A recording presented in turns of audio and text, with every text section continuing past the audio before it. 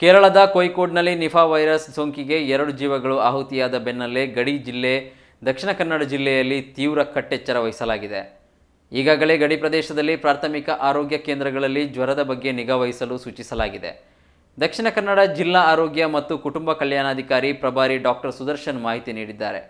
ಮಾಧ್ಯಮಗಳೊಂದಿಗೆ ಮಾತನಾಡಿದ ಅವರು, ನಿಫಾ ವೈರಸ್ ನಿಧಾನವಾಗಿ ಹರಡುವ ಕಾಯಿಲೆ ಆಗಿದ್ದರಿಂದ ಜನ ಗಾಬರಿ ಪಡುವ ಅವಶ್ಯಕತೆ ಇಲ್ಲ. ಆದರೂ ಜಾಗ್ರತೆ ಅತಿ ಮುಖ್ಯವಾಗಿದೆ. ಇದು ಹಕ್ಕಿಗಳು ಕಚ್ಚಿದ ಹಣ್ಣುಗಳ ಮುಖಾಂತರ ಅಥವಾ ಈ ವೈರಸ್ ಸೋಂಕಿನಿಂದ ಬಳಲುತ್ತಿರುವ ಮನುಷ್ಯರಿಂದ ಒಬ್ಬರಿಂದ ಇನ್ನೊಬ್ಬರಿಗೆ ಹರಡುವ ಸಾಧ್ಯತೆ ಇದೆ. ಈ ಹಿನ್ನೆಲೆ ಹಕ್ಕಿಗಳು ತಿಂದಂತಹ ಹಣ್ಣನ್ನು ತಿನ್ನಬಾರದು.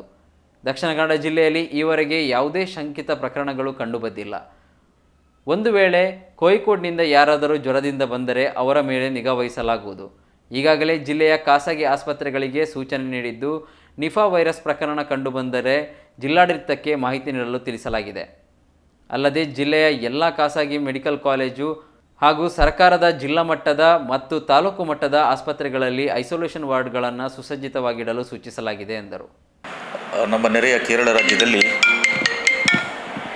ನಿಫಾ ವೈರಸ್ ಪ್ರಕರಣಗಳು ಪತ್ತೆಯಾಗಿದ್ದು 2 ಸಾವು ಸಂಭವಿಸುವ ಈ ಸಂದರ್ಭದಲ್ಲಿ ಬಾರ್ಡರ್ ಇರುವಂಥ ದಕ್ಷಿಣ ಕನ್ನಡ ಜಿಲ್ಲೆಯಲ್ಲಿ ಇದರ ಬಗ್ಗೆ ನಾವು ಸ್ವಲ್ಪ ಗಮನ ಹರಿಸಬೇಕಾಗ್ತದೆ. ನಾವು ಈಗಾಗಲೇ ಬಾರ್ಡರ್ನಲ್ಲಿರುವಂತಹ ಎಲ್ಲ ಪ್ರಾಥಮಿಕ ಆರೋಗ್ಯ ಕೇಂದ್ರಗಳಲ್ಲಿ ಸೂಚನೆಯನ್ನು ಇತ್ತು ಜ್ವರ ಪ್ರಕರಣಗಳನ್ನು ಸಮೀಕ್ಷೆಯನ್ನು ಮಾಡಲಿಕ್ಕೆ ಹೇಳಿದ್ದೇವೆ.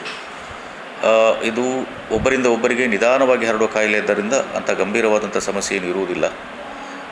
ಎರಡನೇದಾಗಿ ಇದು ಹಕ್ಕಿಗಳು ಕಚ್ಚಿದ ಹಣ್ಣುಗಳ ಮುಖಾಂತರ ಅಥವಾ ಈ ಸೋಂಕಿನಿಂದ ಬಳಲುತ್ತಿರುವ ಹಂದಿ ಅಥವಾ ಇತರ ಜಾನುವಾರುಗಳಿಂದ ಹರಡುವುದರಿಂದ ಹಾಗೂ ಈ ಜ್ವರದಿಂದ ಬಳಲುತ್ತಿರುವವರಿಂದ ಒಬ್ಬ ಮನುಷ್ಯನಿಂದ ಇನ್ನೊಬ್ಬ ಮನುಷ್ಯನಿಗೆ ಹರಡುವ ಸಾಧ್ಯತೆ ಇರುತ್ತದೆ. ಆದ್ದರಿಂದ ಜನರು ಯಾವುದಾದರೂ ಹಣ್ಣುಗಳನ್ನು ಹಕ್ಕಿಗಳು ತಿಂದಿದ್ದರೆ ಅಂಥ ಹಣ್ಣುಗಳನ್ನು ತಿನ್ನುವುದನ್ನು ನಿಲ್ಲಿಸಬೇಕು. ಅಥವಾ ಯಾವುದಾದರೂ ಜಾನುವಾರುಗಳು ಈ ಜ್ವರದಂಥ ಪ್ರಕರಣಗಳಲ್ಲಿ ಬಳಲುತ್ತಿದ್ದರೆ ಅವುಗಳನ್ನು ಐಸೋಲೇಷನ್ ಮಾಡಿ ಅದಕ್ಕೆ ತಕ್ಕಂಥ ಸೂಕ್ಷ್ಮ ಚಿಕಿತ್ಸೆಯನ್ನು ಕೊಡಬೇಕು. ಅದೇ ರೀತಿ ಈ ಸಂಕಿತ ಅಥವಾ ಸೋಂಕಿತ ಪ್ರಕರಣಗಳು ದಕ್ಷಿಣ ಕನ್ನಡದಲ್ಲಿ ಯಾವುದೂ ಇಲ್ಲ ಇಷ್ಟರವರೆಗೆ.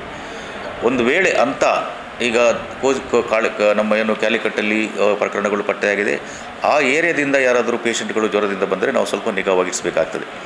ಈ ಬಗ್ಗೆ ಜಿಲ್ಲೆಯಲ್ಲಿರುವ ಎಲ್ಲ ಖಾಸಗಿ ಹಾಗೂ ಸರ್ಕಾರಿ ಆಸ್ಪತ್ರೆಗಳಿಗೆ ನಾವು ಸೂಚನೆಯನ್ನು ನೀಡಿದ್ದು, ಯಾವುದೋ ಈ ನಿಫಾ ವೈರಸ್ನಂಥ ಪ್ರಕರಣಗಳು ಕಂಡುಬಂದಲ್ಲಿ ಜಿಲ್ಲಾಡಳಿತಕ್ಕೆ ವರದಿ ಕೊಡುವುದು ಹಾಗೂ ಎಲ್ಲ ಮೆಡಿಕಲ್ ಕಾಲೇಜು ಆಸ್ಪತ್ರೆ, ಜಿಲ್ಲಾ ಆಸ್ಪತ್ರೆ, ವೆನ್ಲಾಕ್ ಆಸ್ಪತ್ರೆ ಹಾಗೂ ತಾಲೂಕು ಮಟ್ಟದ ಆಸ್ಪತ್ರೆಗಳಲ್ಲಿ ಐಸೋಲೇಷನ್ಗಾಗಿ ವಾರ್ಡ್ಗಳನ್ನು ಕಾಯ್ದಿರಿಸುವುದು.